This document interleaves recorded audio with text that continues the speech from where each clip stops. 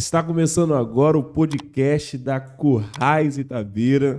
Hoje com a presença do Eli. Dá um tchauzinho aí, Eli. E aí, pessoal? José Lúcio Filho.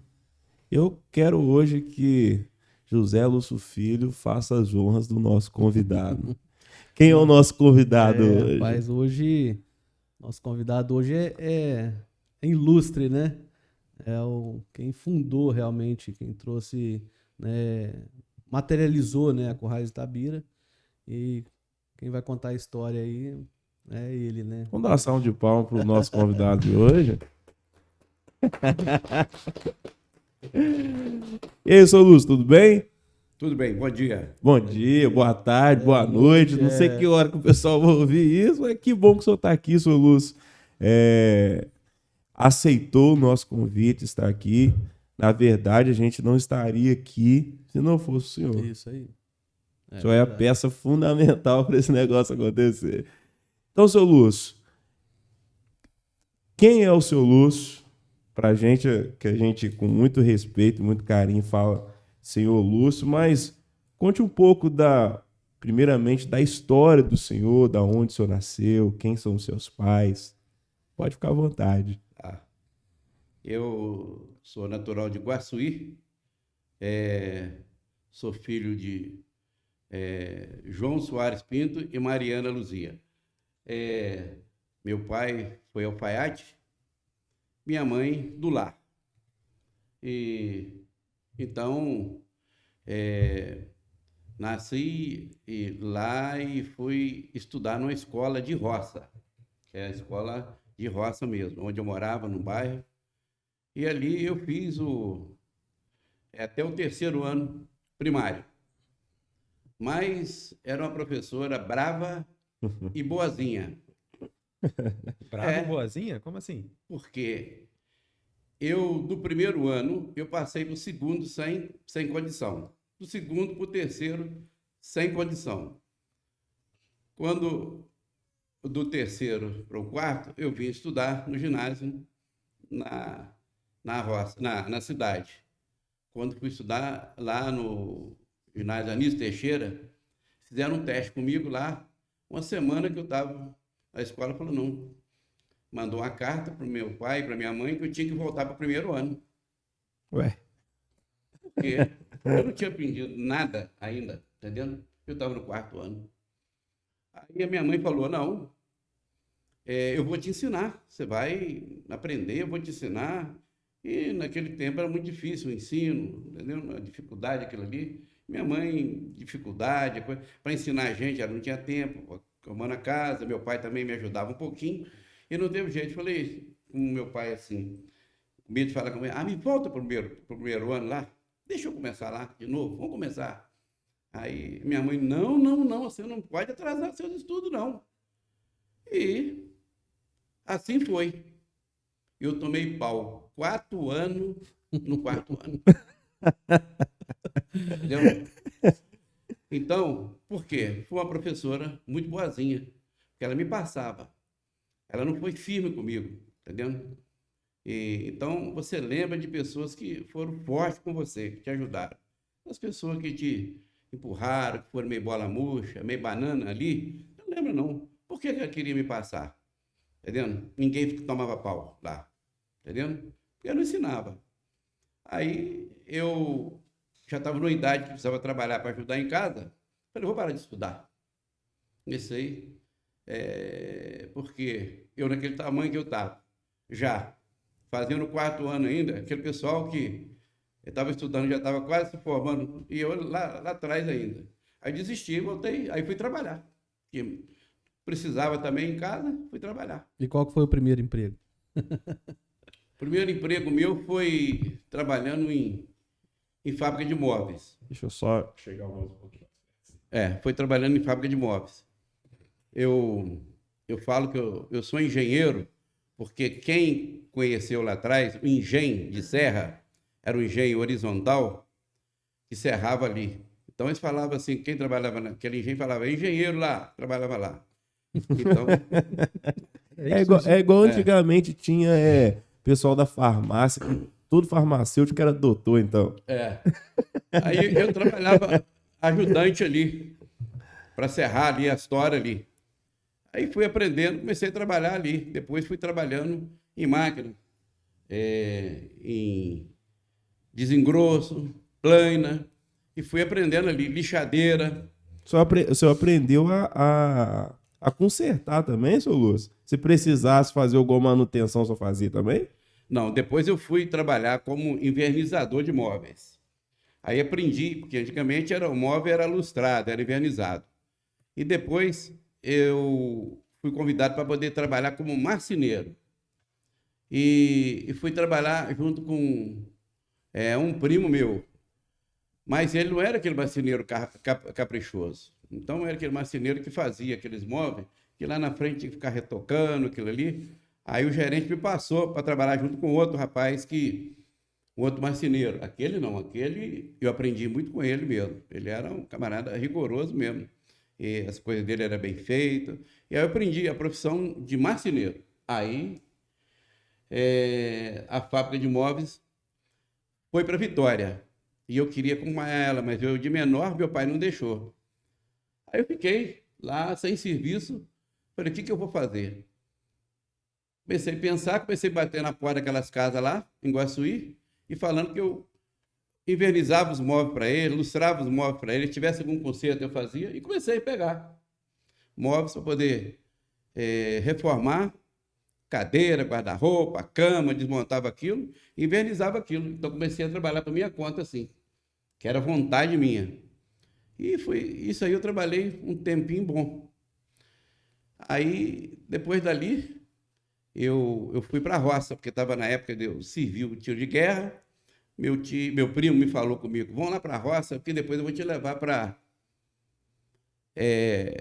o Rio de Janeiro. Deixa eu pontuar, teve a passagem também que o senhor passou enrolando bala na fábrica de bala.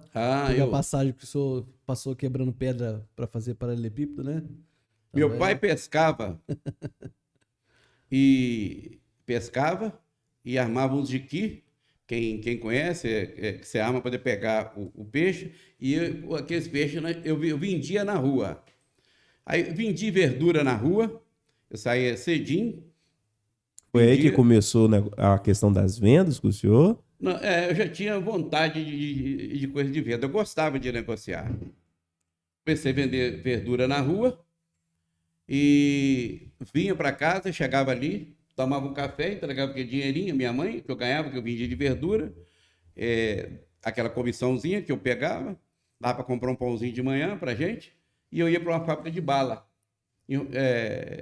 enrolar bala, embrulhar bala, e tinha que embrulhar assoviando. Embrulhar, assobiando. E como é que era isso? Peraí, era uma fábrica de pios. Porque senão você ficasse quieto, você estava chupando bala. E aí, o homem exigia que a gente ficasse assobiando. Aí foi, trabalhando, enrolando bala. Aí tinha uma pedreira lá perto e procurando aqueles meninos, aqueles rapazinhos, para poder quebrar pedra, fazer brita. Hoje tem britador, a coisa modernizou muito. E eu fui para lá, na marreta, quebrar. E aquelas latas de 20 litros, né? Você media, era por lata quebrada. E eu desci a marreta naquele Virou um leão quebrando. E comecei a quebrar pedra. E quebrar pedra, comecei a ganhar um dinheirinho bom. E depois fui fazer muda de café, para poder, num terreninho lá, que eu arrendei. E naquela época, todo mundo falando que muda de café era um bom negócio, tal. Eu arrendei um terreninho e comecei a fazer por minha conta. Mas deu uma chuva tão grande lá, choveu, deu erosão, passou no meio daquilo tudo, destruiu aquilo tudo. De uma noite para o dia. Foi onde o senhor quebrou a primeira vez, né? Fracassei ali. Mas aí, dali, o meu primo chamou para ir para a roça, estava na hora de fazer o tiro de guerra. E fui para lá, e fui enfrentar lá. Eu falei, o que eu vim fazer aqui? Ele falou, você vai limpar curral, raspar isso aí, varrer. Comecei. E barrando pé de vaca. E hoje não tem isso aí, é diferente hoje. E aprendi a tirar leite também. Aí foi um tempo que eu fiquei na roça. Lá a minha prima ia mudar para a cidade, me aproveitou, reformei os móveis dela todo, invernizei tudo, que eu já sabia isso, e dali eu fiquei. Aí a minha tia, que morava em Carangola, ia sempre passear lá na fazenda, chegou lá, quando me viu, falou, não, você não vai levar esse menino para o Rio de Janeiro, não, falou com o meu primo. Ele vai sofrer muito lá. Eu vou levar ele para Carangola para servir o tiro de guerra. Eu estava ali, não sabia o que eu ia fazer. Aonde falasse, eu fui. Nessa época o senhor já sabia dirigir, né? Nessa época. Não, já estava Ou foi quando o senhor aprendeu a dirigir lá? Na roça? Não, na roça eu comecei a dirigir caminhão velho, começando a dirigir rural, dirigindo jipe. E meu primo, lá ele falava assim, vai lavar esse jipe lá no Ribeirão. Mas ele não sabia, não tinha pegado de carro, não. Ele falou assim, você não vem comigo, você não vê como é que eu estou dirigindo? Aí pegava a chave ali do carro, ligava e saía dando uns pulos com o jipe, até lá no Ribeirão, escola, hein? lavava e tinha que aprender na marra mesmo. Então, era assim. Não tinha Aí, escola, não tinha professor, nada, né? Aí aprendi e fui aprendendo, dirigi ali na marra mesmo assim. E depois ele comprou um caminhão velho lá, deixou lá, e aí fui aprendendo também naquele caminhão, dirigindo aquele caminhão velho e a gente, um dia eu estava no caminhão, no capô do caminhão, assim, arrumando, abrindo o caminhão, o rapaz passou perto de mim e falou, Lúcio, você gosta muito desse caminhão, né? Ele falou assim, eu falei, não, por quê? Eu gosto. Ele falou, não, rapaz, porque eu vejo você sempre abraçado nesse caminhão, na frente desse caminhão aí, abraçado aí, olhando aí dentro dele aí, você gosta muito desse caminhão. Eu falei, não, porque dá muito defeito mesmo, então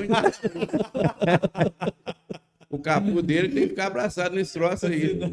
Entendendo? Aí essas coisas assim, né? Interessante assim, né? Ô, seu Lúcio, nessa trajetória, até onde eu sei, depois do tiro de guerra, o senhor começou a ter primeiro contato assim, com vendas, vender mesmo. Como é que foi isso? Deixa eu te contar um negócio aqui. Pode falar. O meu primo, ele falou, você vai para Carangola Civil Tiro de Guerra. Quando chegou lá, eu fui lá para poder alistar. Aí alistou, ele já deu um jeito lá, e com a minha tia falou, não, vamos comprar uma farda para ele. Aí fomos lá, o rapaz tinha civil de guerra, comprou a farda dele, e Eu gosto dessa eu história. já fiquei ali, aí era daí 3 dias que eu ia começar. Ele falou comigo assim, chegou na barbearia e falou assim, corta o cabelo desse rapaz aí, igual do exército tiro de guerra. Meteu a máquina e cortou o cabelo, que você cortava e volta. Hoje tem vários modelos de cabelo que você corta, então cortou, igual tiro de guerra, né? Aí, no outro dia, eu fui lá para... Daí, 2 dias, eu fui lá para a sede apresentar. Quando eu cheguei lá, ele mandou que eu calçasse. Ele veio embora, né? E eu fiquei lá, em Carangola, na casa da minha tia. Eu vesti a farda, calcei aquele coturno, aquele negócio, parecia que estava com 2 pedras no pé. E saí, botei aquele chapeuzinho, aquele boné da... A boina. Acostumado a acordar cedo, né? Chegou bem cedo lá. Aí era para chegar lá às 8 horas, 5h30 eu já estava lá, na porta da sede lá, andando para lá, para cá. Aí começou a chegar o pessoal, ali para 7 horas, 7 e pouco, começou a chegar. Os atiradores ali, o pessoal que tinha feito a inscrição para servir. Rapaz, eu cheguei e comecei a ver aquele pessoal, não conhecia ninguém, né? E eles vendo eu fardado ali, na frente ali, começaram a olhar e começaram a falar, não, aquilo ali é o seu sargento. Eu lá na porta ali querendo comunicar com eles e eles com medo de mim. Mas Prestando ele- continência também, seu Lúcio? Hein? Ele passava assim pro senhor? Não, aí eles passavam com aquele, aí foi juntando gente. Juntou ali mais ou menos uns 80 ali, que a nossa turma era uns 70 e poucos ali, quase 80. Ficou aquele monte de gente ali conversando para lá, e eu ali na porta da sede. O sargento morava do lado, ele saiu do lado assim, quando ele saiu para poder vir receber os atiradores, quando ele saiu para poder abrir assim, quando ele saiu, quando ele chegou assim, que ele me viu, ele assustou e bateu continência para... Eu bati continência para ele, ele falou assim, uai, quem é você? Eu falei, eu sou o Zé Lúcio. Ele falou assim, uai, você está fardado aí por quê? falei, não, porque eu vim civil, tiro de guerra. Falou assim, vem cá dentro da sede. Eu fui para lá. Aí chamou todo mundo. Achou ruim comigo, falou comigo que quem tinha dado ordem para me cortar o cabelo e ir fardado daquele jeito ali, que eu estava servindo nas Forças Armadas e eu não tinha autorização ainda para poder vestir uma farda daquela. Macaqueiro da roça, eu baixei a cabeça, sabia onde é que enfiava mais ali. O pessoal que estava achando que eu era alguma coisa, que eu era um sargento, que eu era um tenente de alguma coisa, todo mundo falou, puxa vida, nossa, aí caíram em cima de mim, começaram a botar apelido em mim, aquela coisa em cima de mim, aquilo ali, e eu fiquei com vergonha. Ele falou para não parecer no outro dia fardado assim, não. E eu saí dali, nossa, aquilo foi uma gozação danada. Aí foi uma amizade com o pessoal danado, fui ali, fui fardado até na casa da minha tia. Cheguei lá, arranquei aquela farda, falei com a minha tia, falei, ó, eu acho que nem vamos embora daqui, hein? Falou, por quê? Falei, eu passei a maior vergonha lá hoje. Aí contei o caso, ela riu, para dar, não, Zé Lúcio, não tem problema não, foi. Olha, nós levamos 15 dias para ele autorizar para o pessoal cortar o cabelo. E eu já com o cabelo cortado. Eu tomava tanto tapa na cabeça assim, aquela coisa, o pessoal me gozando. E aquilo ali passou, aquilo ali, né? Então fiz uma amizade muito grande ali com o pessoal ali. E a farda, daí uns 30 dias que foi autorizar. Tinha que comprar uma farda nova. Não podia usar aquela farda, não. Tinha que devolver aquela farda lá. Devolvi aquela farda lá. Então... macaqueiro da roça, e meu primo era assim, aquele jeitão dele, né? E eu fui, achei que tinha que cortar cabelo, tinha que... Teve o negócio da bicicleta também, né? Eu comprei uma bicicleta um dia lá para poder... De bicicleta, o pessoal me chateava muito, tinha umas árvores de eucalipto lá, não sei o que eles arrumaram para pendurar a bicicleta lá em cima da árvore, uma árvore grande mesmo, uma árvore de bicicleta lá em cima. Porque já acharam muita graça de mim, eu cheguei fardado, né? Aí eu procurando a bicicleta, eu não achava a bicicleta de jeito nenhum na saída, aquela coisa, aquilo ali, procurando a bicicleta amarrada lá em cima. Aí estão falando. Aí quando o rapaz falou, sua bicicleta lá em cima, lá, olha. Aí quando eu vi a bicicleta lá em cima, puxa, como é que eu vou tirar isso aqui? Ali. Mas foi bom que o sargento deu um castigo nele danado também. Os dois tiraram minha bicicleta, ele deu um castigo nele também. Mas foi muito divertido fazer... civil de guerra lá, aprendi muita coisa, fiz muita amizade. E há pouco tempo eu estava em Carangola, né? Eu vi um rapaz assim, falei assim, nossa, eu falei assim, olhando lá, falei, quem é aquele velho ali, aquele camarada ali? Aquele velho ali, né? Aí, conversando, fui descobrir que eu tinha civil de guerra com ele. Aí eu olhando, que velho ali. Ai, Carangola, conversando, falei, que velho feio. Aí fui descobrir. Ele é taxista, trabalha, recebeu de guerra comigo. Falei, nossa, gente. Mas ele tava acabado, seu Lúcio? Tava. Eu achei que era. Conversando lá, achei engraçado o camarada, né? Foi falando, brincando. Aí fui saber, o camarada recebeu de guerra comigo. Aí depois, assim, quando o senhor saiu do tiro de guerra, o senhor voltou pra roça, né? Aí voltei para a roça outra vez. Fiquei ali. Aí como é que foi a saída do senhor da roça para ir para a cidade ali? Essa trajetória aí. Eu voltei lá, comecei a trabalhar, as mesmas coisas que eu trabalhava. Aí comecei a fazer muda de café lá, meu primo lá. E passou lá um Zé Antônio, que foi um patrão meu, o primeiro patrão, assim. Ele passou lá e me viu. Ele vendia máquina agrícola, né? Aí me pediu se eu podia fazer uma comida para ele naquele tempo lá, que ali perto não tinha ninguém que fazia comida, não tinha restaurante naquele tempo, né? Eu já fazia comida para mim e meu primo lá também. Aí eu falei assim, ó, vocês podem ir lá, eu faço a comida. Aí chegaram lá para as 2 horas, aí matei um frango para ele, fiz aquela comida para ele, estava ele e um outro primo que trabalhava com ele lá, né? Aí eu mostrei que eu fazia muda de café, eles chegaram assim, meio sem graça, não conversava nada, eu mostrando as coisas a ele, tudo. A fome, né?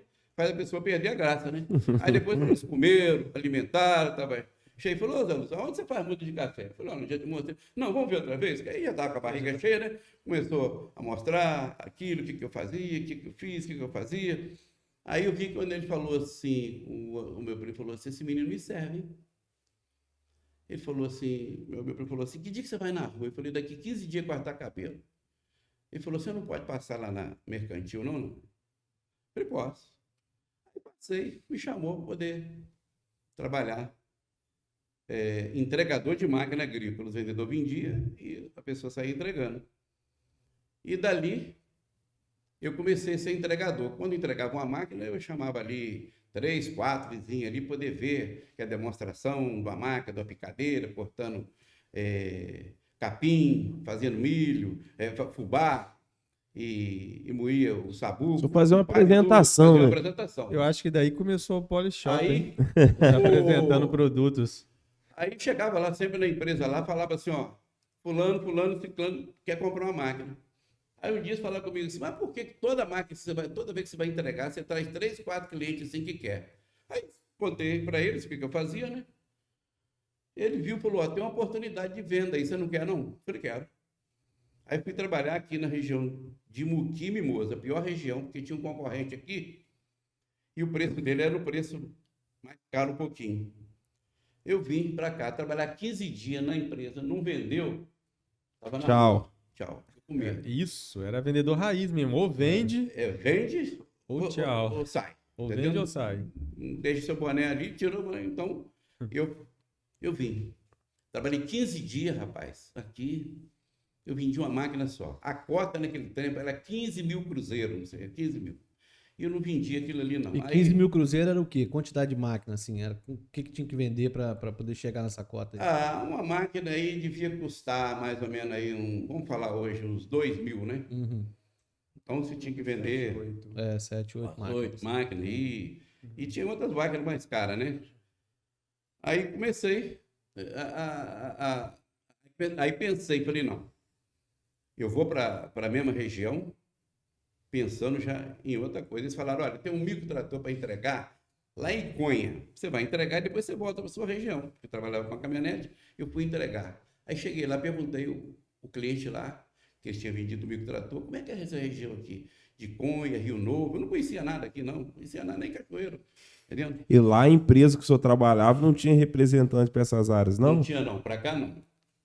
Aí ele falou, ih, rapaz, a região aqui de Rio Novo, aqui de Conha, Alfredo Chaves, é uma região muito boa aí para cima.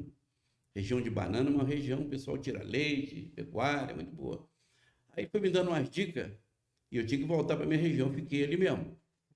Fiquei lá. E não tinha telefone, Não WhatsApp, tinha nem tinha nada? Aí eu fiquei lá. Tinha que voltar toda semana, toda sexta-feira, eu tinha que voltar para a empresa. E eu falei assim, eu não vou voltar não.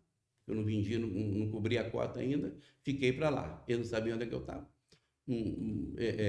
Não tinha telefone, difícil aquele tempo. Você tinha que pôr um gabinho no telefone lá para você telefonar. E fiquei. Subi para esses altos lá, ali de Iconha, fui sair em Alfredo Chaves, saí até na 262.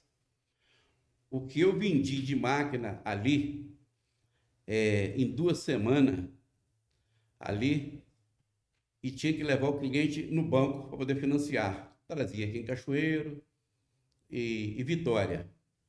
Aí eles viam que eu não dava notícia, foram atrás de mim, para poder ver, para me achar. E procura, tal, levaram um dia inteiro para me achar. Mas foi por quê? Porque, se eu não me engano, começou a entrar dinheiro na conta? Na conta, já vendia e a gente já... Já caiu dinheiro na conta da empresa? Quando a gente vendia, levava o cliente no banco, a gente pediu o cliente para assinar ali, que ele já tinha recebido a máquina. Porque a empresa era séria, ela ia entregar. Mas aí, para adiantar isso, né, ele já tinha ali, ele autorizando o banco a pagar. Isso aí. Aí entregou, começou a chegar dinheiro na empresa e não sabia não. Começou dinheiro, Zé Lúcio não chega. Chegando, aí me descobriram aí. Quando descobriram, aí mandaram atrás de mim. Ele falou, não, você tem que ir embora para a empresa, você não pode ficar aqui não. Aí eu mostrei a quantidade de clientes que eu tinha para levar no banco, aí ligou para a empresa, fomos lá para Iconha, tudo, na cabine telefônica, ligar para a empresa. Eles aceitaram que eu ficasse ali, era numa quarta-feira até na sexta-feira, mas que eu fosse embora, que eu não ficasse ali não. Aí acabei de levar os clientes e cheguei na empresa, né, lá. Aí, quando foram somar lá, eu tinha cobrido cota para 4 meses para frente.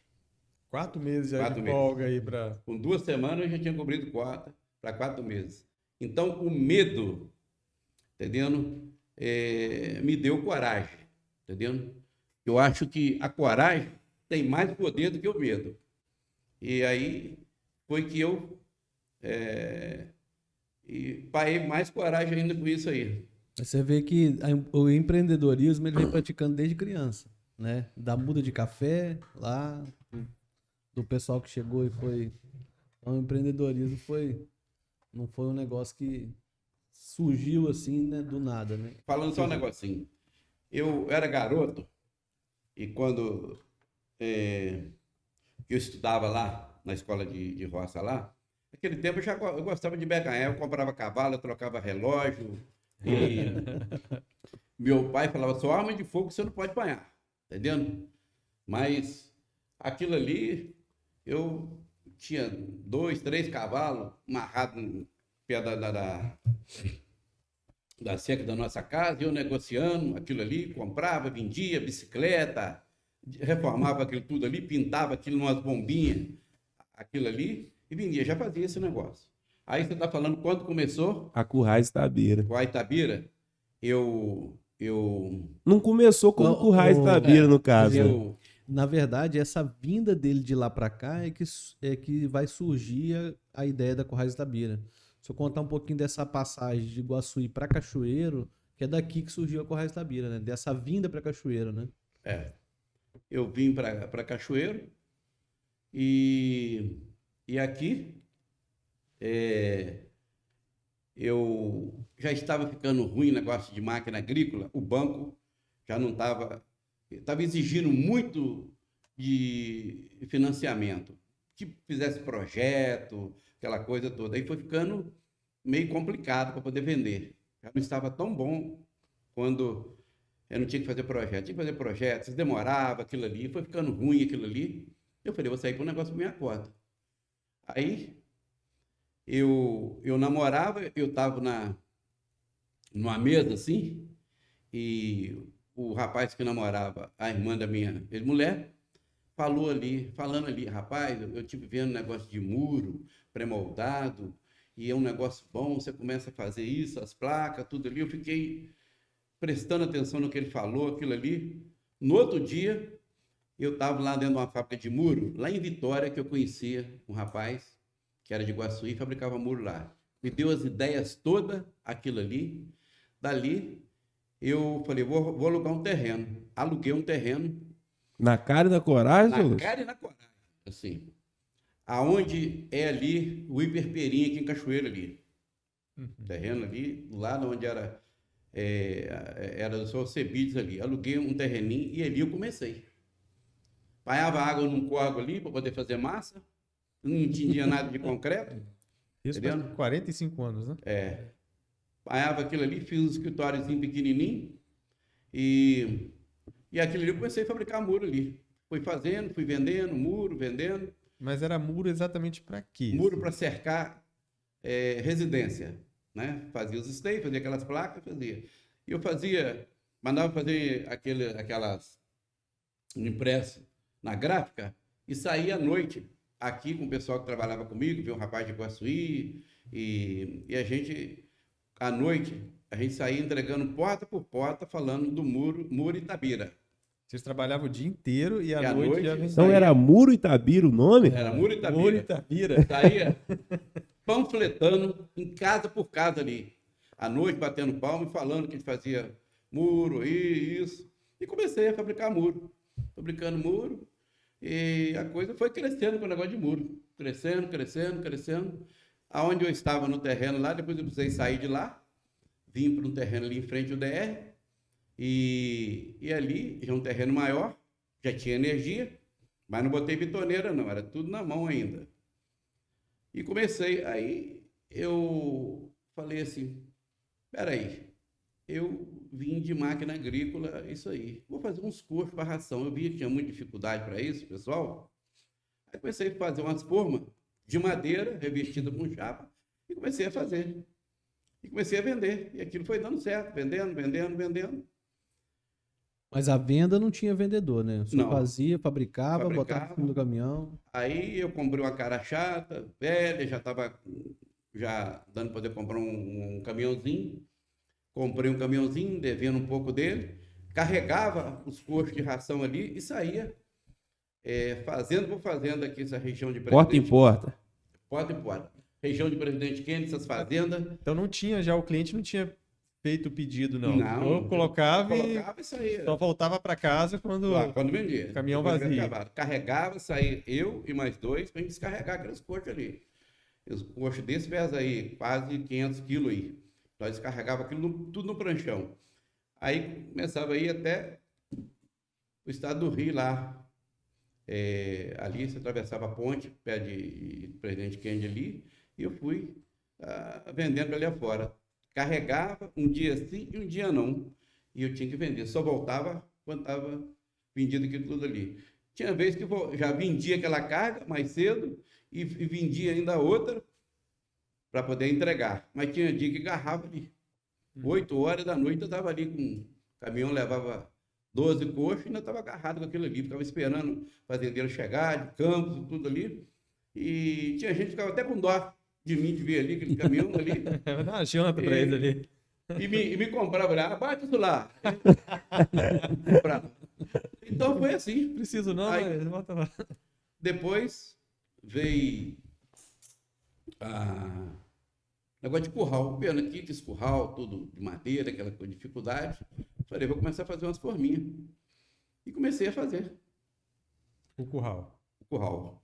Comecei a fazer. Teve o negócio da agropecuária, Zé Lúcio também, né? Nós temos um folder desse aí. Ué, teve agropecuária José Como é que Lúcio, é isso? como Tem assim? um folder escrito assim, agropecuária Zé Lúcio. Tem. Depois nós vamos botar aqui na... Isso é da época da fazenda, aqui na fazendinha que tinha aqui? Não, a fazendinha foi muito depois. Eu gostaria só de pedir o editor para cortar e mostrar agora. Isso, aí agora na tela, agropecuária José Lúcio, agora vamos voltar para cá de novo. Então foi assim que surgiu então os primeiros passos da Currais, com a necessidade que o senhor viu da onde o senhor andava vendendo os cursos, assim que o senhor viu, assim, tem um potencial aqui de trabalhar com curral. Mas nessa época o senhor já começou com curral de concreto já? Comecei com um negócio muito simplesinho, entendeu? Fazendo umas formas circular, com dificuldade. Eu mesmo soldava, fazia aquelas coisas. E fui fazendo, fui vendendo, e eu mesmo orientava o cliente, e foi assim, foi aperfeiçoando. Agora, nesse começo lá, a gente sabe que hoje é feito um projeto, né, para poder o cliente às vezes já sabe o que quer. Antigamente você só vendia os esteios, né, e já tinha assim, não, eu quero reformar essa parte do curral aqui, né, só colocar os esteios aqui e tal, ou ele queria fazer um curral do zero, tinha um negócio do zero, assim. Tinha muita gente queria os esteios que estavam ruins em madeira, trocava por aqueles esteios de cimento, né? E outros queriam fazer um curral, né? E a gente não entendia muito, né? Daquilo ali, de projeto de curral, aquilo ali. Uns falavam, riscavam no chão, riscavam num papelzinho, assim, de embrulho mesmo, aquilo ali, como é que queria, né? E gozado que a gente fazia, aí o cliente falava assim, eu quero curral assim, assim, o mais entendido, não riscava, e a seringa assim, seringa onde entra o gado, né? Eu não entendi seringa, eu falei, não, a seringa o senhor compra lá na cooperativa lá. Falou, não, seringa não, estou falando seringa onde entra o gado, Zé Lúcio. Falei, isso chama seringa? Falei, então tá, então vou fazer. Opa, aprendi uma lição. Assim que foi, na marra. Aí fazia aquele projetinho, ia para lá, ele mesmo, comprava aquele material para fazer aquela plantinha ali, que ele mesmo riscava ali, e levava o material. E depois a gente ia lá ver como é que estava, e orientando, e fomos aprendendo assim. Mas nessa época o senhor acompanhava o processo todo, então. Eu acompanhava porque eu queria saber o que ele estava fazendo, estava dando certo, para poder estar melhorando aquilo ali. E na época, assim, a gente vê que hoje tem bastante estrutura na fazenda, né? Às vezes a gente pergunta conversa aqui, mas na época não tinha estrutura para descarregar, não tinha máquina, equipamento, não tinha nada, né? Era tudo no braço e na Eu, força eu vendia coxo de sal, e era um coxo desse de 3 metros de ração, que não tinha pé. E chegava lá, o cliente falava assim, eu quero montar. E eles falavam tudo assim, montar em alto de morro. Eles falavam que o gado bebia água ali, não, o gado comia ali e tinha que beber água lá embaixo, né? Tinha que montar no alto de morro. E a gente carregando aquilo ali, eu me lembro que eu vendia aqui, uma região aqui, perto aqui, nós tivemos que carregar aquilo arrastado em boi, numa zorra. Zorra é tipo uma prancha que põe assim, e arrastado por boi. E lá em São José das Torres, montamos tudo no alto para ele lá, os coxos lá. Uma dificuldade ali, a gente trabalhando ali, carregando aquilo, e suava mesmo para poder montar um coxo por dia lá, carregar de morro acima. Uns esteio pesados. Aí nós montamos 11 coxos para aquele pessoal, ali no José das Torres, tudo no alto. Agora depois que o senhor... Pode concluir que eu vou Quando te acabei de perguntar. montar esses coxos para ele, que eu fui lá acertar, e esse pessoal era dono da Chevrolet aí, em Cachoeiro. Aí nós de acertar com ele lá, ele falou, Zé Lúcio, eu estou querendo fazer um negócio seguinte, passou um veterinário lá me conversando, falou que eu tenho que montar esse coxo aqui embaixo, não é lá em cima, não, isso é errado. Me dá o nome do veterinário. Depois que o senhor Aí ele- colocou tudo, aí o veterinário Aí deu ele palpite. deu palpite lá que tinha ido lá, ele falou, eu falei, ó, eu deixo de receber isso, eu não pego. Aí foi uma luta para poder receber, ele queria que eu fizesse, eu falei, não faço mais não. Então a coisa era muito difícil, não tinha estrutura nenhuma. Agora a pecuária na época era mais a pecuária de leite ou também a pecuária de corte já era evidência, assim? Tinha pecuária de corte, né? E tinha pecuária de leite, né? O leite aqui era muito forte, né? Mas eu focava muito na pecuária de corte, né? Porque eu vi que o leite era um negócio muito sofrido, aquele negócio ali. Entendeu? Sofrido? O pecuarista ali de leite, para poder comprar um curral era difícil, era muito difícil. O leite também era, falava em centavo, né? Hoje está melhor aí o negócio aí, né? Mas que eu vi ganhar dinheiro com isso aí foi o Afonso Costa Longa. O Afonso Costa Longa era um desbravador, isso aí, de Presidente Kennedy. Esse tirava muito leite na época, passava lá na fazenda dele, vendi muito para ele, gostava muito dele, aquele jeitão dele. Mas ele até morreu dentro do meu carro, tá? Sou Afonso Costa Longa, um homem muito conhecido ali na região. Era o maior fazendeiro ali, da região ali. É mesmo? E então eu olhei muito para a pecuária de corte, porque eu via que a pecuária de corte era menos sofrida, o pessoal tinha mais condição. Sr. Lúcio, eu tenho uma dúvida. Eu vi uma postagem sua na sua rede social. Se o editor também quiser e puder colocar a rede social do Sr. Lúcio aqui, vai ser bem interessante. E eu vi que o senhor estava lá com 2 Nelore, como se fosse seus amigos, abraçando o gado. Eu queria saber o seguinte, como que era antigamente a lida com o gado e o que mudou, se mudou para melhor, como que foi essa evolução? Porque o senhor pegou desde o começo, né? Como que foi essa evolução A lida, rapaz, era uma lida muito bruta mesmo, né? naquela época? O animal tinha que vir no porrete e no chicote. Tinha esse negócio não. É pancada. Pancada mesmo e ferrão. O ferrão, ainda quanto mais amolado, a ponta dele, tivesse que você segurar o boi mesmo, aquilo ali, sangrar mesmo o bicho ali. E hoje mudou muito, né? Hoje, essa lida racional, essa lida educada, essa lida gentil com o gado que você tem, que é muito melhor, né? Pra você lidar com o gado. Mas isso vem do amor que o senhor tem pelos animais também, né, senhor? Não, hoje já existe esses projetos, né, desses currais, tudo para lida racional, né? Que isso vai também facilitando, né? Você trabalhar com o gado, porque antigamente você saía para pesar um boi longe, não tinha balança, A balança era longe pra você pesar um boi. Quem tinha uma balança ali cobrava o peso do animal, ali era muito longe, porque era caro e não tinha esse desenvolvimento que tem hoje. Hoje quase toda fazenda que você tem um tronco balança, né? Digital, entendeu? Você está no seu escritório, você está recebendo lá, né? Informação, né? Está pesando um gado lá. Hoje ficou muito fácil, hoje, muito tranquilo, o gado hoje, você lidar com ele é muito mais fácil. Um animal que vai para o parto, né? Que passa por um curral nessa lida bruta que tinha antigamente, o animal para recuperar aquilo levava tempo ali, ó. Né? Ferrão. Fazer uma pergunta assim, né? A gente, primeiro pontuar que eu adoro ouvir essas histórias, né? Mas até emociona, porque a gente, quando a trajetória nossa, né? Aqui do papai, do todo o sofrimento que teve, né? Para chegar até hoje, aonde a gente chegou, isso não foi fácil, né? Mas qual que foi o start mesmo da Currais Tabira, né? Assim, aonde que o senhor falou? Porque a gente sabe que a gente já trabalhou com poste, né? Já vendemos poste também, muro, né?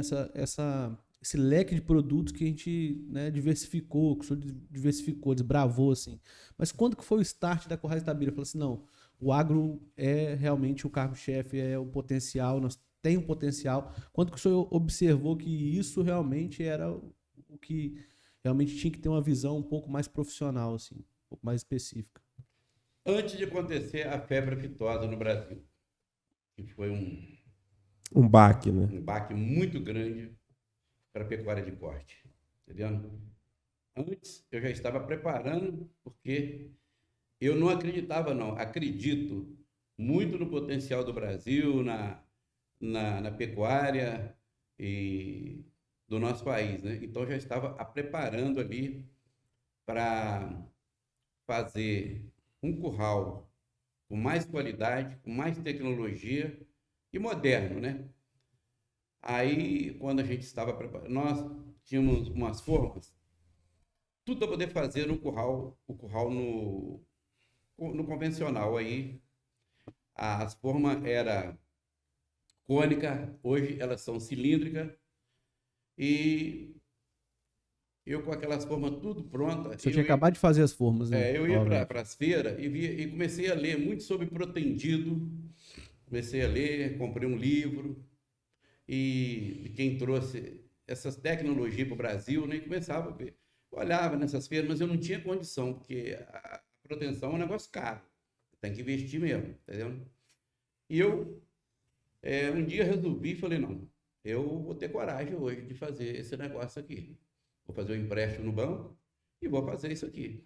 Eu estava com as formas todas prontas, com uma quantidade de formas novas para fazer, e veio a ideia de fazer. Trouxe um engenheiro aqui, conversei com ele, falei, não, nós vamos fazer isso aí, tudo protendido, porque proteção, já estudei ela, já vi, já troquei ideia, muito melhor, e para nós, muito mais moderno, mais resistente, e eu tinha um monte de bitorneira aí, nós financiamos, compramos o primeiro misturador aí. Mas todo mundo acreditou na ideia de bate Não, pronto. não, ninguém acreditou não. Peraí, ninguém acreditou que estava trabalhando. Ninguém acreditou não.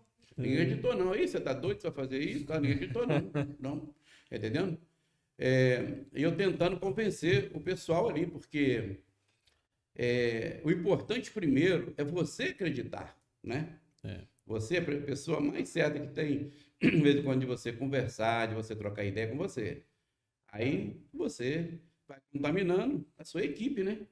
Que isso é para o melhor, mas quando eles olham para aquilo ali, puxa vida, um monte de forma pronta, isso aí, já investiu nisso aí, você vai cortar isso tudo para jogar isso tudo a ferro velho. Falou, pô. O senhor precisou ser radical nessa luz. Ou faz ou faz.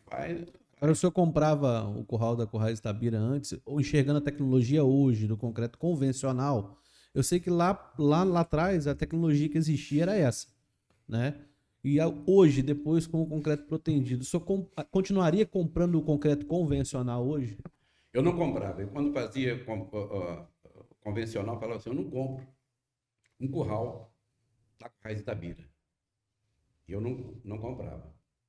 Porque a gente estudou sobre concreto e via o que que é a qualidade hoje de você ter um laboratório dentro da empresa para controlar isso direitinho, ter um misturador, fazer isso dentro das normas mesmo, da técnica mesmo. E é um investimento caro. E eu não cobrava não, eu falava com o pessoal. Então, mas eu acreditava que tinha que transformar para fazer um produto bom, um produto que durava. Hoje, eu não tanto compro como recomendo. Entendeu? Como tem, né? O senhor tem. Como tem. Tem da fazenda e recomendo que compre o Currais Itabira, porque tem tecnologia, tem durabilidade e nós estamos sempre buscando aqui, cada dia mais um pouco de tecnologia. Cada dia a gente está pensando o que tem que fazer para melhorar um pouquinho. Então, sempre com a mente aberta para poder ouvir a opinião dos vaqueiros, de quem lida lá, para a gente poder estar melhorando. Tanto que nós montamos um curral dentro da empresa, montamos um curral dentro da fábrica, nós gastamos aqui mais ou menos uns 700 mil reais hoje, montando um curral com lida racional, um curral anti-estresse dentro da fábrica, só para poder fazer um curral para poder a gente estar fazendo desenvolvimento, olhar para aquilo ali, tem que melhorar isso mais um pouco, aquilo. E colocamos um tronco também,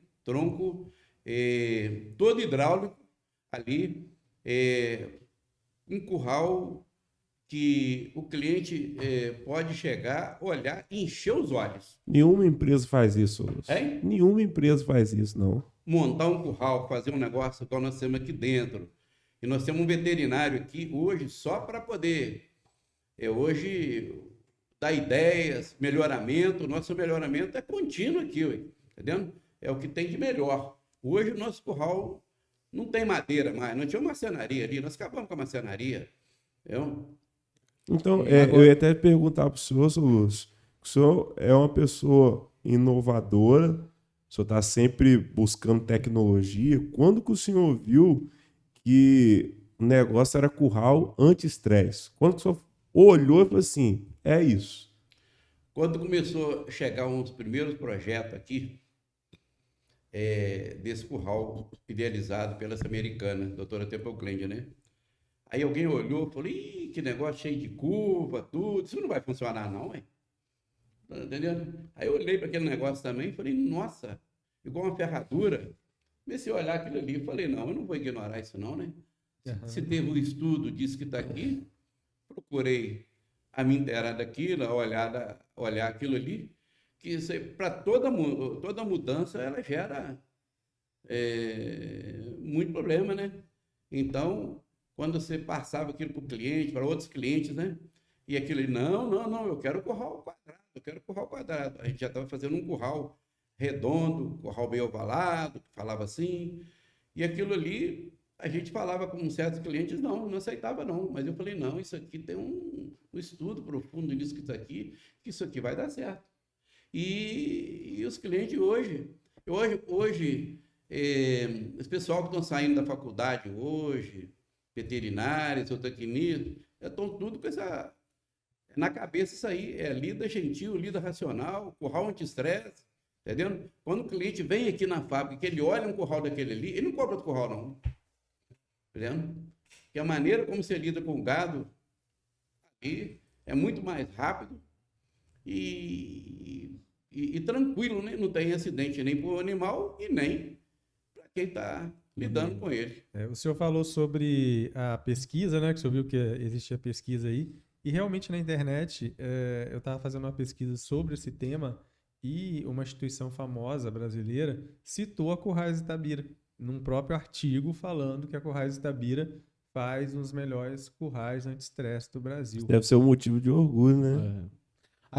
Até a instituição Embrapa, né, que mexe com muitos estudos, né, faz muitos estudos aí envolvendo essa técnica, só Currais Itabira, né? Nós temos aí, acho que 4 ou 5 unidades, né, vai para a 5ª unidade, né, no Embrapa, e eles, né, priorizam realmente o manejo anti-estresse, né? E vem fazendo estudo sobre isso e a gente vem estando junto com eles lá nesses projetos aí. Ô, Sr. Lúcio, como que o senhor enxerga, como que o senhor vê essa evolução que teve nos currais, assim? Porque, por exemplo, quando o senhor iniciou, era até um outro tipo de concreto, hoje já a Currais Tabira tem uma patente própria. Como que o senhor vê essa evolução? Como o senhor enxerga isso?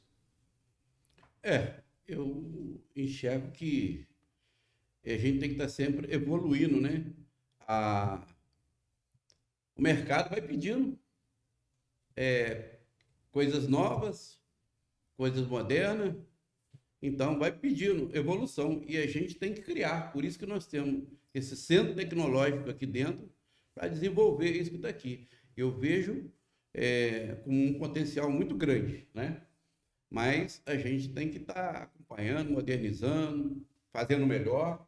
É o que todo dia nós estamos fazendo lá. Agora, o senhor acha que, né, sei que essas perguntas a gente já ouve muito, né, sabe e vê muito, né? O senhor acha que trabalhar com bem-estar animal é uma filosofia de vida? O senhor, né, por gostar de animais e tudo?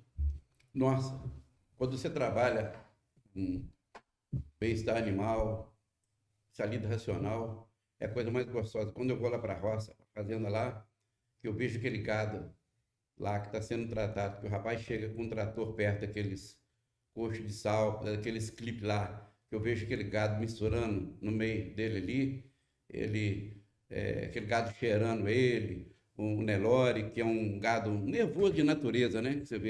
Que você vê aqui perto dele, se misturando ali no meio ali, e a gente fica encantado de ver isso aí, entendeu?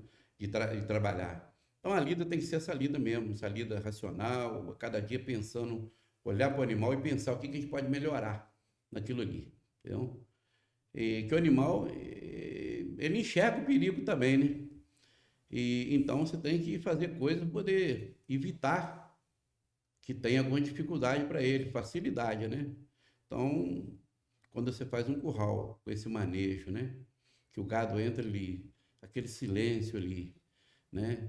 Que você vai fazer vacinar, ou que vai fazer qualquer outro trabalho com ele ali, você vê que é tranquilo, o animal sai dali tranquilo. Ele não vem para o curral com medo, não. Que a gente vê que antigamente você arriava 5, 6, 8 cavalos para trazer 20 boi. Entendendo? E cachorro atrás, e grito e tal, e aquela coisa. Hoje não. Hoje você vê 2 homens aí, tocando uma boiada, grande aí, e só no assovio e dentro do curral, com a bandeirinha, lidando com aquilo ali. Então, quando você vê aquilo ali, aquele pessoal mais matutão que olha aquilo ali, estranha aquele, nossa, como é que pode? Como é que é? Eu falei, é isso aí, ó. Agora, deixa eu fazer uma pergunta, né? A gente, você só deu uma palhinha e falou sobre aí a madeira, né? Que hoje o curral não tem mais a madeira. Como é que foi o start do senhor, assim, falar assim, nós vamos acabar com a madeira. Chega. Né? Chega de madeira, que foi assim, tá? Chega, acabou, amanhã não tem mais. Né? Como que foi o start? E o senhor teve um plano B para isso ou não? Falou assim, não, esse plano A vai dar certo e não tem plano B. Não, eu não tenho plano B, eu só tenho plano A. Porque quem tem o plano A e o plano B, ele não está acreditando no negócio. Você tem que ter um plano só, né? E a madeira, quando eu olhava para aquilo ali, falava assim, não...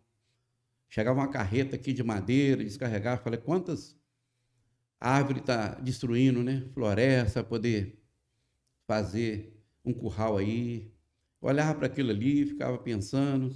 E madeira também já não vinha numa boa qualidade, aquilo ali, para você conseguir madeira de qualidade, era complicado, aquilo ali. Falei, não, nós vamos acabar com isso aí, não vamos mexer com madeira, não. Nós temos que...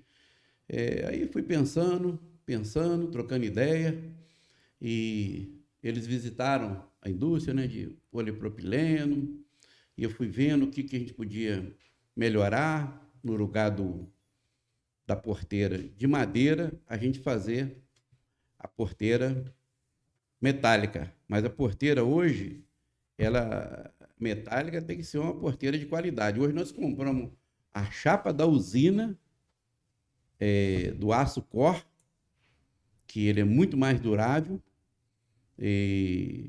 então mandamos para uma fábrica de tubo para poder desenvolver. Agora é um processo caro, né?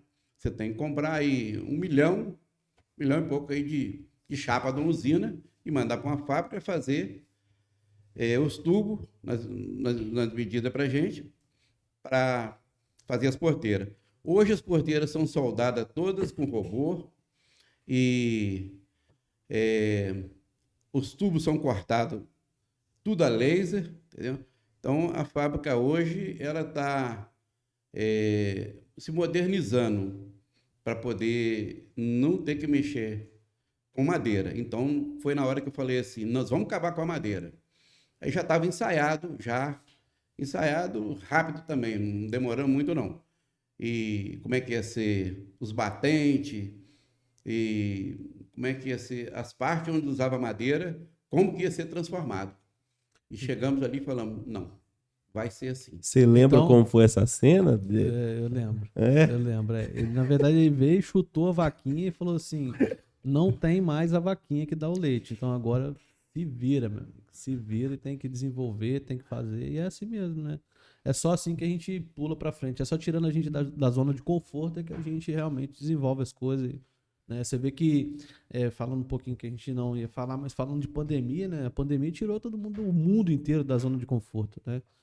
Se desenvolveu uma vacina aí com não sei quantos anos, testando e tal, e aprovando e tal. Então você vê que... A urgência também, a urgência e chutou a vaquinha do mundo também, né? Ó, tem que desenvolver, é pra agora, tá morrendo gente, então isso aí é um negócio que... Quando tira a gente da zona de conforto é que a gente... Né? É uma frase que ele fala direto, né? Que é, às vezes o tanque reserva, né, da gente é maior do que o principal. Às vezes a gente fica apequenando o nosso tanque principal e aí o tanque de reserva é muito maior, tem muito mais capacidade, né? Sabe o que eu achei importante nessa fala? É que a questão ambiental, ela é urgente. Sustentabilidade. Sustentabilidade, respeito ao meio ambiente, é para ontem, não é para amanhã, é para ontem, é urgente. E eu vejo assim que o cliente que compra na Currais Itabira hoje, ele de certa forma Consciente. é um homem consciente e está ajudando o meio ambiente. Imagina quantas árvores deixam de cortar ele comprando os produtos da Currais Itabira. Isso é preservação ambiental. Até apareceu para mim no Instagram esses dias uma foto de uma pessoa vendendo um curral de madeira. Eu fiquei olhando assim, aí eu entro nos comentários, né, para ver o que as pessoas estão comentando. Aí, assim, eu fico admirado que ainda tem pessoas que procuram. E como é importante essa conscientização que a gente não pode mais usar madeira. Mas também é desinformação, né? Pode falar melhor que ele passou o processo lá de trás, né? Não se existiam tecnologias que duravam igual madeira, né? Não existia tecnologia e hoje existe. Se eu puder falar um pouco. Nós fizemos muito material esteio para curral de baixa qualidade. Hoje eu olho, entendendo o que é qualidade de concreto, né? Você tem que ter uma empresa com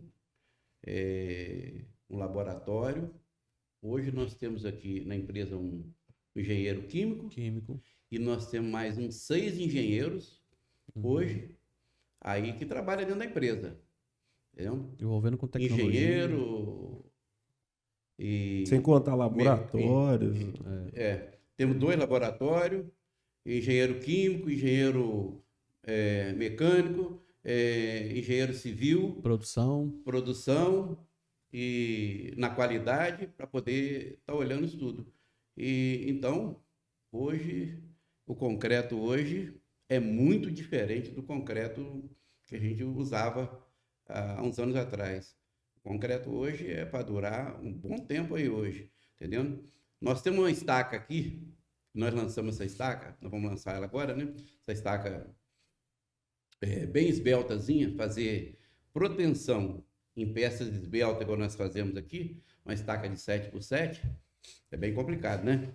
E nós testamos ela, nós temos aí, é uma prova viva. Essa estaca tem uns 70 anos, ela está aqui, para poder mostrar. E nós estamos fabricando essa estaca. É a estaca protendida? É protendida, alta densável. Nós patenteamos essa estaca e estão lançando agora essa estaca. Eu gostei dessa estaca porque eu achei ela muito fininha. Então, ela esteticamente, numa fazenda hoje, ela fica assim, além de ser durável, né? Que dura 70 anos, né? Nós temos aqui uma A estaca, prova, né? prova viva aqui, de 70 anos. 70. Eu vi que além de fina, além de ter uma boa estética, né, para a fazenda, você vê aquela fazenda com aquele produto fino, bem acabadinho, ele resiste também à água, terreno úmido, chuva, fogo, né? Como que é isso? Já fizemos teste com ela aqui. Uma queimada, né? E passando lá uma queimada e logo depois vindo uma chuva, né? O que acontece, né? Tanto nessa estaca protendida que nós fabricamos hoje, da Corrais da Bira, e da estaca convencional, né? E da estaca de madeira, né? A estaca de madeira se destrói logo, né? A outra estaca convencional, ela dá aquelas rachaduras e vem esfareando igual uma rosca seca assim. E temos lá a prova lá, que vocês vão ver a estaca, logo depois que ela levou esse calor, levando para o corpo de prova lá e fazendo os testes com ela aí. Uma estaca que pesa 26 quilos, entendeu? Nós temos experiência em concreto, entendeu? Porque o concreto, para durar, depende aonde ele está. Porque eu fabrico curral hoje para ficar em vários solos do Brasil, solo mais agressivo, menos agressivo. Você vai fabricar um material para ficar perto do mar, ele tem uma durabilidade, ele tem que ter um concreto de alta resistência. Ele é abrigado ou não, entendeu? Então, para você falar que ele dura tanto tempo, tem que saber o que é o concreto que você desenvolveu ali e aonde ele vai estar. Para ficar, aonde ela vai ser? É no terreno úmido, chuva e se ele está debaixo de uma cobertura, entendeu? Eu queria só aproveitar Só lembrando que a gente trabalha sempre com a pior situação, tá? Se as piores situações são terrenos... Porque hoje, na verdade, qual que são as piores situações hoje para o concreto? É a orla marítima, né? Está próximo do mar, por causa da maresia, e está num terreno agressivo também, né? Que é tanto em paridade, no agro, que é a urina do animal, as fezes, né? Então isso agride muito tanto o concreto quanto os acessórios, né, metálicos. Você falou de porteiras, né, de robô e tudo. Lembrando que a gente trabalha com concreto autodensável protendido e nos portões, nas porteiras metálicas, nos acessórios metálicos, é um aço Cor, né? Cortem também. É o Cortem ou Cortex, né? Tem várias nomenclaturas, mas é o aço Cor. É o aço realmente que é utilizado para contato direto, né, com o mar. Então, usado em cascos de navio, plataformas, né? É melhor. É a melhor tecnologia. É a melhor tecnologia. Eu ia até perguntar para o seu Lúcio, a gente sabe que a Currais Tabira é referência mundial em currais, mas a minha pergunta é: o senhor lembra o sentimento que o senhor teve quando exportou o primeiro curral? Como assim? Exportou o primeiro curral? Foi para onde? O senhor lembra assim a emoção que o senhor teve, assim, falou assim, agora o negócio engrenou. Agora o negócio engrenou. O senhor lembra disso? Chegar um caminhão, chegou já um containerzinho. Isso, hein? Foi até uma encrenca, né? Poder você conseguir Foi uma encrenca. Fazer esse processo de exportação, né? Mas quando chegou assim o pedido, assim, pedido internacional, qual que foi o sentimento do senhor? Nossa, pulamos de alegria. Pulamos de alegria de ver aquilo ali e falando assim, não, a gente está vendendo para fora do país e o que é? Tem que procurar melhorar mais. Tudo que eu olho assim, tem que procurar melhorar mais, qualidade, tudo. Mas foi uma alegria muito grande. Entendeu? Tenho orgulho de ver. Foi para onde? O primeiro curral saiu para África. Entendeu? Saiu para Angola. Isso. E depois vendemos para Portugal, para outros países aí vizinhos Vários aqui, né? outros. Portugal foi aonde aquela Temple Glade estava dando um Temple Glade. curso lá. Ela estava dando um curso em Portugal. No A curral. idealizadora do curral anti-estresse foi um curral em Itabira. Foi lá em Portugal. E no Brasil também ela já teve Já nossos teve currais, nossos currais. entendeu? Nossos currais. E a gente pensa também em bem-estar e pensa também no lado ecológico, né? A empresa, lá hoje, ela tem onde é captada toda a água, de quase 1 milhão de litros lá. Toda a água hoje que a gente trabalha é a água captada dos galpões, da chuva. E nós fizemos um corredor, né, verde lá em volta, grande lá, de plantas, né, plantando árvore nativa lá. E então a gente cuida bem dessa parte, isso aí. Ambiental, né? Ambiental, para poder. Cada dia a gente está procurando melhorar mais. Então, com outros planos agora, nós estamos querendo, ampliando lá e pensando em fazer uns outros negócios aí. É novidade ainda. É segredo ainda, mas mas vai sair. Mas um investimento alto aí para os currais também. Entendeu? Deixa eu puxar um gancho aqui, o Jean falou de mundo, né?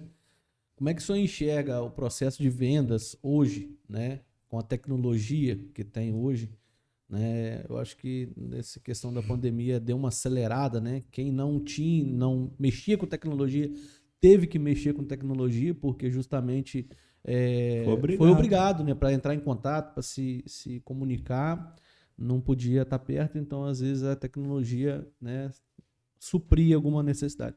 Como é que o senhor viu essa mudança realmente da tecnologia assim, para o processo de vendas? Que antigamente a gente já fez um outro podcast aqui com vendedores, falava que tinha que ir lá, né? A gente já sabia que tinha que ir lá, comunicar com o cliente e tudo, e hoje é totalmente digital. O que o senhor viu, né, de mudança nesse processo, assim, com esse pequeno espaço de tempo? Nós foi um avanço muito grande, porque você tinha que ter supervisores aí viajando para o Brasil, afora aí, vamos falar, panfletando e viajando, né? Fazendo relatório. Hoje eu vejo que a coisa está na palma da sua mão ali. Tudo ali, toda informação. Todo mundo carrega um celular ali. Então, eu vi que a tecnologia nos ajudou muito. Hoje é muito mais fácil. Antigamente você tinha que sair para poder procurar o cliente assim, no campo, viajar. Hoje você não tem esse trabalho aqui. Hoje essa tecnologia facilitou muita coisa, muita coisa. As pessoas às vezes não estão sabendo. A pandemia aí, ó, o que ela fez aí, né? Que poderia ter pensado antes também isso daí, né? E então, para poder fazer essas coisas. Mas tem que, às vezes, haver dificuldade para ter oportunidade, né? Mas tem muitas coisas. A gente vê que melhorou muito. Hoje, a gente está no meio com muita facilidade hoje. Não vai quem não quer. Não vai quem não quer. Eu acho que hoje você comunica com o mundo inteiro rápido aqui, né? Pela internet, né? E uma coisa super curiosa que eu vejo o site, né, da Currais de Itabira, e ele é um site de ponta mesmo, é o que está um dos mais acessos. Você coloca Currais anti-estresse, está lá entre os primeiros e é muito acesso diário. Ou seja, pessoas do campo estão acessando a internet, as próprias redes sociais, a quantidade de curtida, comentário, o próprio YouTube da Currais de Itabira, a quantidade de gente inscrita e assistindo tantos podcasts, tantos os currais, é impressionante. E o pessoal do campo, né? Você vê que a tecnologia chegou lá, né? Chegou lá no campo. Não é... Porque antigamente, como é que era para poder ir para fazenda? Como é que era? Sinal de telefone? Tinha internet? Não tinha nada. O dia que eu vi um homem a cavalo falando no telefone, numa fazenda, a cavalo, falando no telefone, comunicando com outro estado lá, onde ele morava ali, é um vaqueiro. Eu falei, o mundo mudou muito. Olhei para aquilo ali, falei, olha bem, ele falando, ainda falando alto, né? ali, falando num outro estado. Eu Isso é, falei, isso é engraçado, seu Lúcio, que o senhor falou com a gente esses dias aí, que quando o senhor era novo lá em Guaçuí, o pessoal ficava admirado com o supermercado, que quando chegou o supermercado, o pessoal olhava assim, ficava escabriado. Ué, agora pode entrar para comprar. E hoje, como que as coisas evoluíram? Meu pai falava assim, falou um dia, falou, meu filho, montou lá na rua, nós morava lá no interior, assim, nós morava lá no canto lá, em Guaçuí, que era, falava assim, divisando com a fazenda lá, que o bairro era até lá, né? Falou, ó, e tudo era venda, né? Você chegava ali e falava o que você queria. Aí ele falou, olha, tem um negócio aí agora que tá vindo aí agora que você entra dentro da venda para comprar. Aí o pessoal lá perto, né, garotada, o pessoal falou, não pode isso não, você tem que entrar dentro da venda para comprar, não tem isso não. Vai mexer na gaveta de dinheiro, né? Vai fazer, não existe isso não. Como assim? Vou pegar aquele negócio lá e na mão? Aí montou o primeiro supermercado lá. Eu lembro disso, eu era garoto, eu lembro disso aí. Aí aquele pessoal via ali, o pessoal da roça vinha, olhava para aquilo ali, entrava lá dentro, chegava assim, voltava. Olhava ali, não, entrar dentro disso aí não, não, tem que ser a venda. Então foi uma novidade, né, você de chegar ali, né? E do caminhão, quando o caminhão chegou?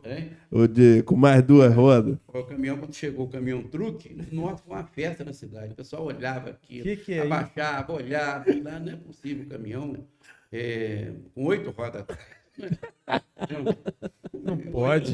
Meu pai falava que olha como é que o mundo, como é que a coisa está crescendo, está desenvolvendo, olha ali, aquelas coisas. Então, foi coisa que custou a chegar ali, né?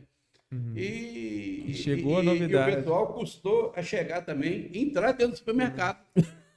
Porque tinha medo. Mas hoje todo mundo entra, é uma coisa muito comum, né? Hoje a coisa mudou muito, né? Uma coisa assim, mesmo eu estando ligado à tecnologia, né, com essas novidades, uma coisa que me chamou muita atenção aqui é que, além de vocês receberem muitos contatos pelo site pedindo orçamentos, eu vejo que tem um grupo enorme de vendedores na empresa e em pouco tempo eles já fazem uma espécie de um AutoCAD que usa, né? Um projeto que você se sente dentro do curral. Então o cliente ele pode estar em qualquer lugar, Tocantins, bem longe daqui, ele já consegue ter em pouco tempo, o vendedor consegue enviar um projeto já, como se o próprio cliente já estivesse assistindo o curral dele, né? Eu penso que antigamente não era assim. E hoje o cliente que entra em contato com a Currais Itabira, ele tendo esse acesso, como se fosse ele já ter o estado futuro de como vai ficar o curral dele online pelo celular.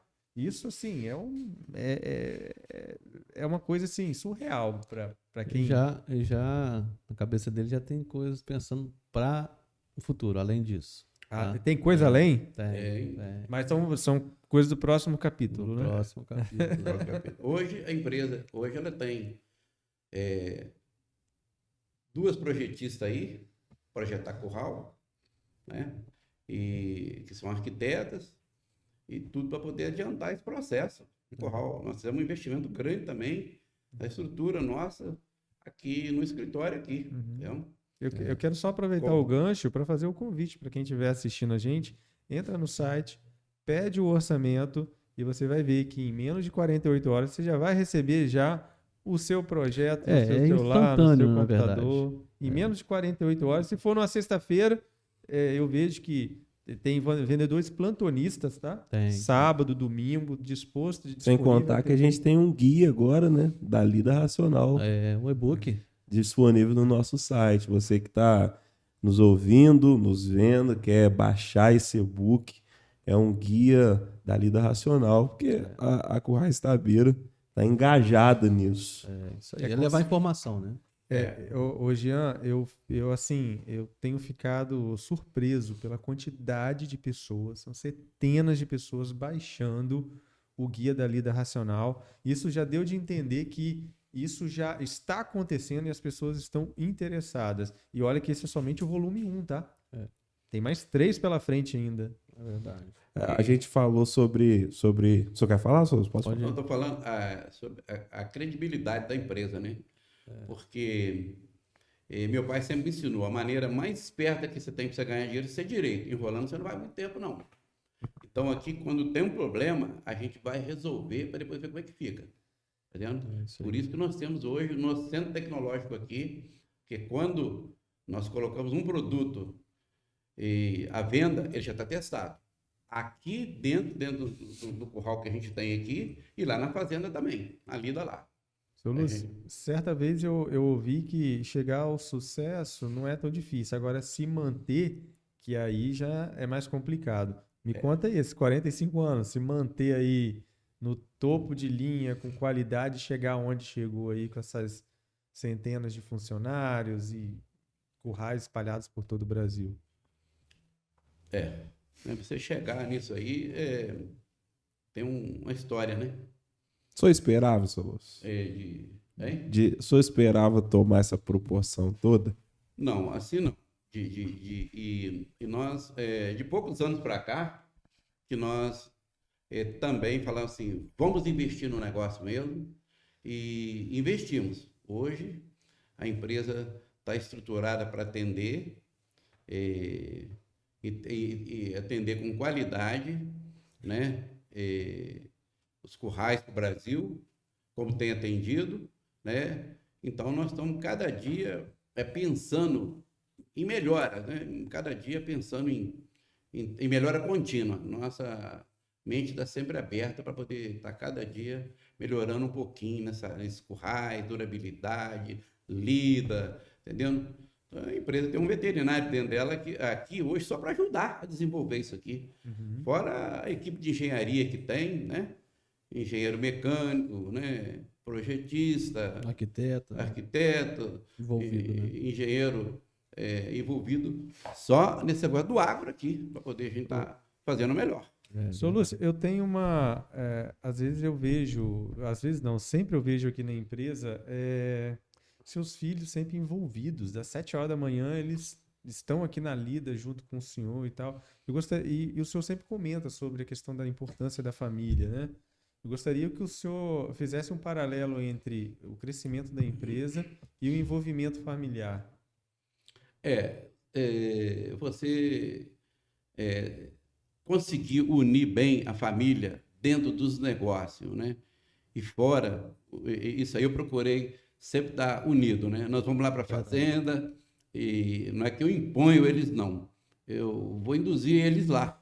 Vamos para lá que nós vamos fazer isso, vamos fazer no São João aí uma fogueira, e vamos levar um sanfoneiro, entendendo? E vamos mexer com gado hoje lá, vamos fazer as coisas. Então, eles gostam, né? Que tem filho, né? Vai e vê, montar cavalo. Então, essa união com a família é que faz o negócio dar certo. Porque se a família não tiver unido, você não tem onde dar certo, não. Porque o homem pode ter tudo, né? Mas se ele não tiver família, né? Se ele tiver saúde e dinheiro e não tiver com quem compartilhar, que é a família, não vale nada. Você não tem. A coisa mais gostosa é estar lá, com os filhos lá, um brigando com o outro, implicando com o outro, fazendo aquilo ali. No final dá tudo certo. No final eles se entendem lá. No final eles se entendem. E se não entendeu, o senhor chega junto também para resolver o negócio. Chega. Dá uns palpites lá, dá uns palpites. É o palpite, senhor? Dá uns palpites lá, entendeu? Chega. Então, hoje, da gente estar presente na empresa, os filhos estão aqui, nós estamos todos engajados no negócio, estão dentro do negócio. Mas nós temos sempre umas reuniões entre nós, conversando sobre família, para poder acertar as coisas. Isso eu prezo muito. Eu acho que a empresa familiar ela tem que estar sempre unida. Porque se tiver a desunião, é muito difícil o negócio dar certo. E tem dois pontos, né? Às vezes a gente fala assim, não, eu marquei com um amigo de pra lá. Não, leva um amigo pra lá, rapaz. Lá ele fala assim, lá tem carne pra nós fazer churrasco, lá tem cavalo, lá tem isso, tem aquilo. Então ele tá sempre trazendo a gente pra perto. E a outra situação da questão familiar aí também, que é uma coisa que ele sempre ensinou pra gente, que é o quê? Separar as coisas, né? Separar as coisas. Que é o quê? Tá aqui, brigou pela empresa, que a gente não briga na empresa, a gente briga pela empresa, né? Brigou pela empresa, saiu daqui, nós somos família. Então aqui dentro... E é né, difícil manter esse equilíbrio. mas ele fala muito com a gente, então ele traz isso para nossa vivência. Saiu daqui, os problemas da empresa ficaram na empresa, né? Por mais que a gente fala sobre empresa lá fora, mas é de uma forma mais descontraída, mais familiar e totalmente diferente do que a gente lida aqui todo dia e conversa todo dia aqui. Só acho que o senhor chegaria onde o senhor chegou sem sua família. É difícil. A família é tudo dentro do negócio, né? A família faz parte, né? A família te ajuda. Se não tiver a família ligada, a solidão é a coisa pior que tem na vida, né? Então, você poder... Vai compartilhar com quem as conquistas? Tem que compartilhar, né? Então, tem que ter a família. A gente vai para a praia, né? Aí fala, vai outro, não, vamos todo mundo. Eles querem que eu vou para lá e tal. E vamos, entendeu? Nem que seja para pagar a conta, né? Nem um picolézinho? Nem um picolézinho lá na beira da praia? Ele vai lá pedir o vovô. Nem um milho. É muito Não, gostoso. ele toma banho 6 horas da manhã de praia para justamente não ir com a gente na praia mais tarde. Porque tem mais coisa passando. Porque 6 horas só tem um picolé lá, um negócio. Aí quando dá umas 9, 10 horas, tá tudo passando ali. Aí ele, não, agora eu vou lá pra Subir lá e tal.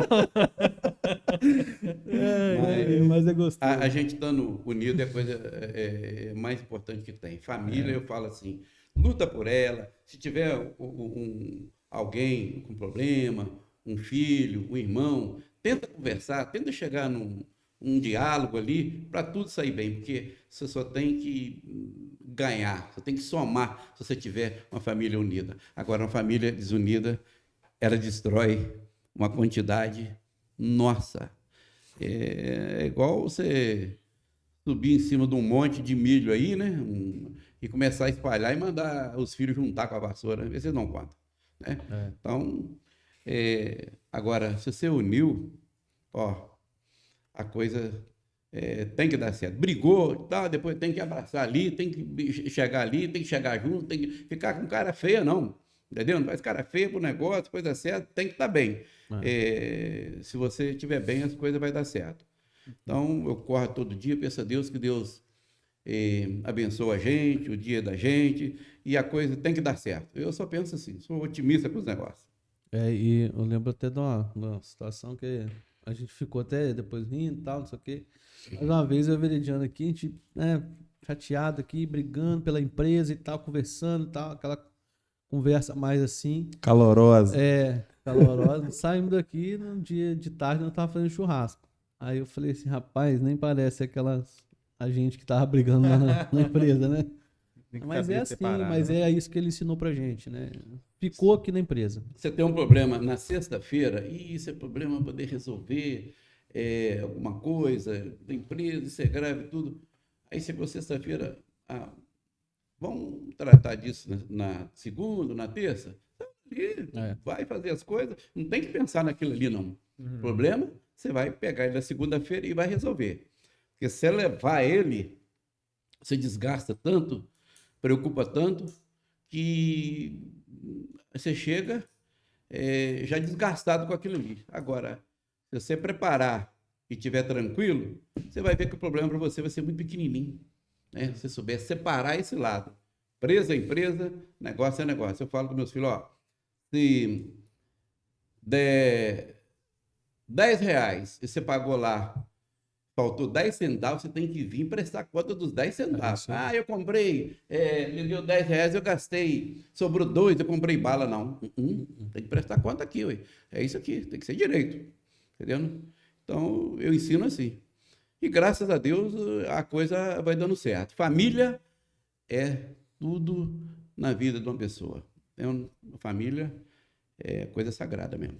Agora, eu queria te perguntar um negócio. Como é que o senhor enxerga a Currais Itabira, né, para os próximos 5 anos ou para o próximo ano, né? Como é que o senhor enxerga a Currais Itabira em questão de evolução, de mercado interno, mercado externo? Como é que o senhor enxerga o futuro da Currais Itabira? eu enxergo ela como 5G. Daqui um bocadinho 6G, 8G, 10G. Eu enxergo ela assim. Veloz, então. Entendendo? Veloz. Que um médico pode estar aqui fazendo uma cirurgia lá no outro país. Eu enxergo ela assim, porque ela vai acompanhar a evolução da pecuária, entendendo? Do crescimento, do desenvolvimento. Vai acompanhar. Isso que eu enxergo ela crescendo. E nós temos plano. E planos grandes aí, negócio Ousados. para frente aí. Nós estávamos falando aí em dificuldade, em quebrar. Nós passamos um aperto muito grande quando teve a febre aftosa no Brasil. 2007. E isso serviu como aprendizado. Nossa, o silo nosso estava cheio de cimento. Eu tive que esvaziar ele, porque não tinha onde produzir mais, não tinha quando produzir, porque não vendia, parou tudo. E todo mundo falava, você está quebrado, você está assim, você está... E eu fui na feira em São Paulo, em Ribeirão Preto, de lá, a Verônica foi comigo, a minha filha, ela veio chorando. De É lá. mesmo? De ver o pessoal falando que a pecuária, como é que estava, foi de ver a notícia lá. Foi tão ruim aquilo ali, e ela ali... E eu alegre, pensando que não, isso vai melhorar, ué. Quando pior é que vai melhorar. Mas o troço foi difícil, tá? Nós passamos uma dificuldade tão grande aqui. Eu lembro, eu lembro que nessa época a Veridiana estava de licença maternidade e eu passei alguns meses ali dentro do financeiro, né? Ele viu de Ajudando, perto. apoiando, ela vendo de perto ali. E ele sentou ali na mesa ali e ligava para todos os fornecedores. Ó, eu tô aqui sentado dentro do financeiro, né? Eu não vou te dar prejuízo, pode ficar tranquilo, nem que eu tiver que vender tudo, mas eu vou te pagar. Então, a atitude dele, né? Nessa época foi uma atitude assim de pessoa realmente. Eu costumo dizer assim que quando a gente olha para a Bíblia, antes de um grande milagre vem um grande problema. Sempre que algo grande está para acontecer, geralmente uma dificuldade vem antes. Então, eu vejo que a Currais Stabile expandiu muito depois disso. Nossa. Expandiu muito. Não só a Currais Stabile, depois disso foi o Grupo Premobras que nasceu. Foi. Então, antes de um grande milagre, sempre vem um grande problema. Eu fiquei 60 dias dentro do financeiro, que não era muito meu negócio, não. Ali, para segurar as rédeas. Eu botei uns terrenos à venda aí, os negócios à venda, e pedindo a Deus que eu não vendesse isso, que eu não vendesse isso. E você enfrenta uma crise com criatividade. Porque como é que o mundo cresceu? Como é que tem hoje um avião, um supersônico, a coisa que nasceu o quê? Na cabeça do homem, com criatividade. Então, foi com criatividade que nós saímos da crise. E eu falo assim, a gente paga a dívida, não é vendendo patrimônio, não dando prejuízo a ninguém também não, é com criatividade. Então, eu fiquei ali, o Zé Lúcio, meu filho, viu o pessoal me pedindo a falência ali, minha ali. Falou, vou te pedir sua falência, entendendo? Estava devendo aço, e eu ali conversando com eles, na maior tranquilidade ali, calmo, tranquilo, mas por dentro a gente sente, né? Aquilo ali, para me sair daquela crise ali, a dificuldade, aquilo ali, olhava para aí, não podia comprar nada, porque não estava vendendo nada, e as coisas vencendo.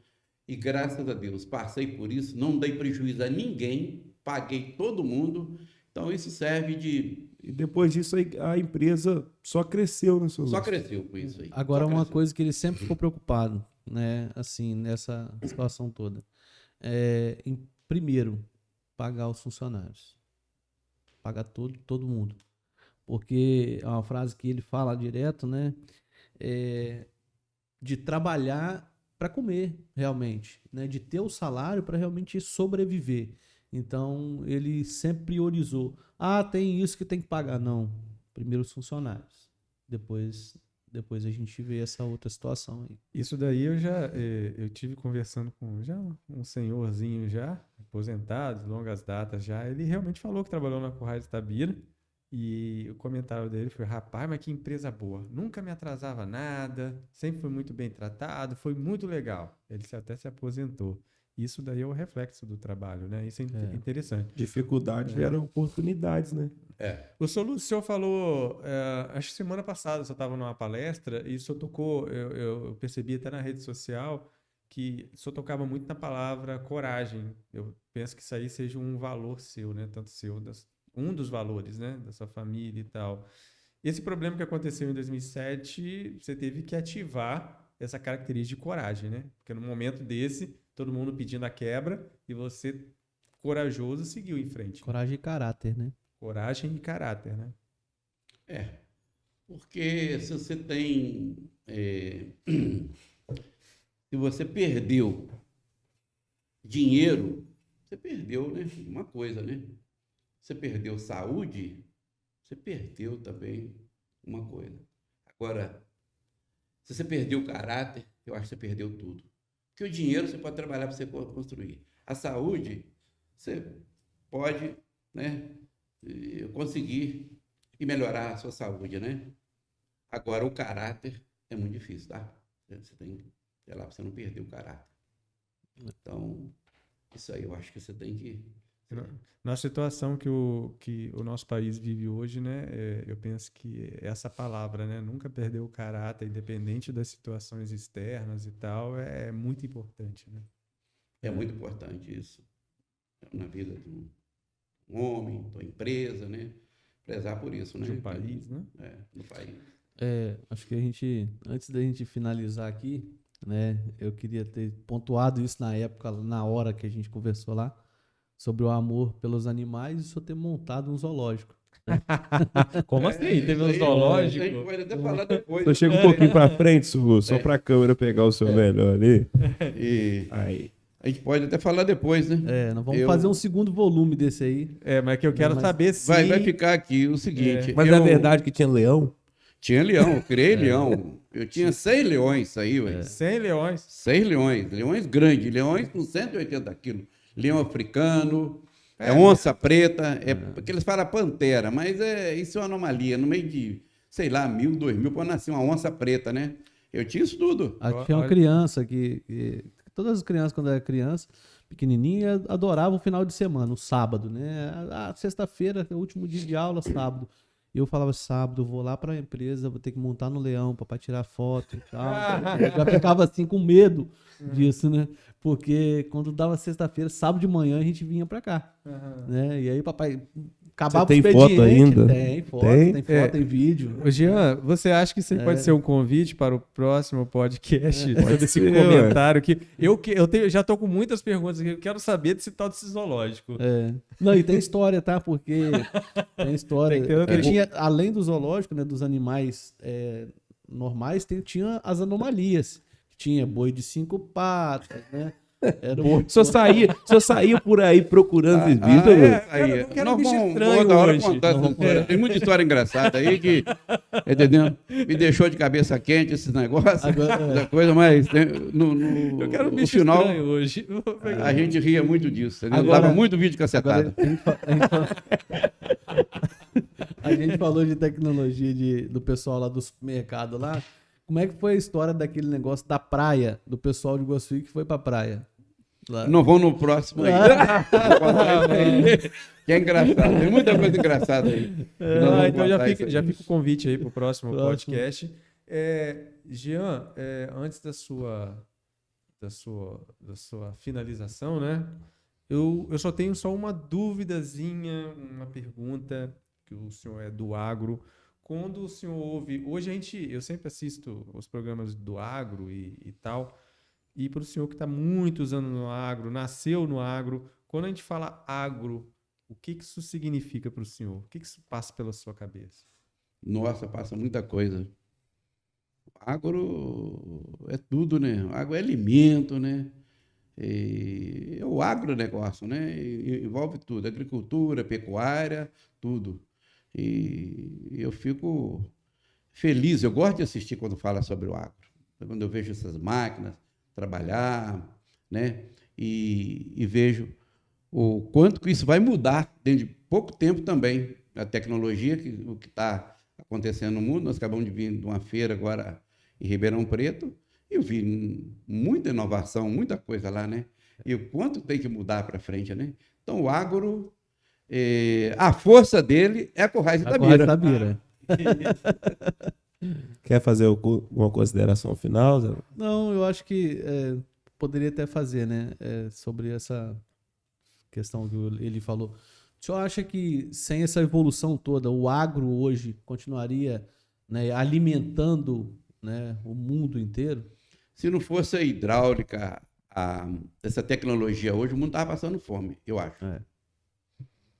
Nós acreditamos também. Então, Já, a acho que- agro e inovação daqui para frente caminham juntos, né? Caminham junto, não é? E a força do agro É a É Currais Currais é a Itabira. Itabira. Seu Já. Lúcio, muito obrigado por aceitar estar aqui com a gente. A gente só está aqui relembrando por causa do senhor, porque o senhor acreditou na Currais Itabira, o senhor acredita nos projetos que a gente coloca da Start. Muito obrigado. Obrigado, Eli.